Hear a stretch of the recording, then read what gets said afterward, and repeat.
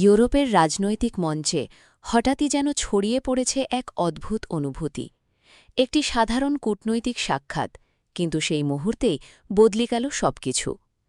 দুই নেতার মধ্যে একটি ছোট্ট মুহূর্ত, দুই গালের হালকা স্পর্শ, আর সেই স্পর্শেই যেন বদলে গেল সোশ্যাল মিডিয়ার নিউজের ধরন। ক্যামেরার সামনে সবকিছু ছিল একদম স্বাভাবিক, হাসি, করমর্দন, আনুষ্ঠানিকতা। কিন্তু ঠিক সেই কয়েক সেকেন্ড যখন তারা একে অপরের একটু বেশি কাছাকাছি এলেন, সেখান থেকেই শুরু হলো প্রশ্নের ঝড়। এটা কি শুধুই কূটনৈতিক সৌজন্য, নাকি এর মধ্যে লুকিয়ে আছে অন্য কোনো অনুভূতি? ভিডিওটি ভাইরাল হওয়ার পর সোশ্যাল মিডিয়া যেন থামতেই চাইছে না। কেউ বলছে এটা ইউরোপিয়ান কালচারের অংশ, আবার কেউ বলছে না, এখানে কিছু একটা আলাদা ভাইব আছে। অনেকে তো সরাসরি বলেই ফেলেছে, রাজনীতির আড়ালে কি শুরু হয়েছে এক নতুন গল্প?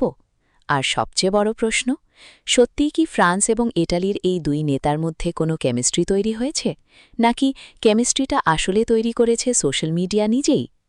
কারণ আজকের দুনিয়ায় একটি ভিডিও, একটি মুহূর্ত মানুষের চোখে বদলে দিতে পারে পুরো গল্পের মানে।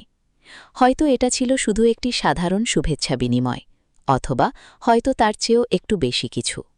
সত্যটা যাই হোক, এই ছোট্ট মুহূর্ত এখন হয়ে উঠেছে একটি বড় আলোচনা। আর আমরা এখনও সেই এক প্রশ্নের উত্তর খুঁজছি। এটা কি শুধু প্রোটোকল, নাকি সত্যিই কিছুটা পার্সোনাল? দুই কালের সেই ছোট্ট স্পর্শ আসলে কি বোঝাতে চেয়েছিল? আপনি কি মনে করেন, প্রোটোকল নাকি পার্সোনাল? কমেন্টে জানাতে ভুলবেন না।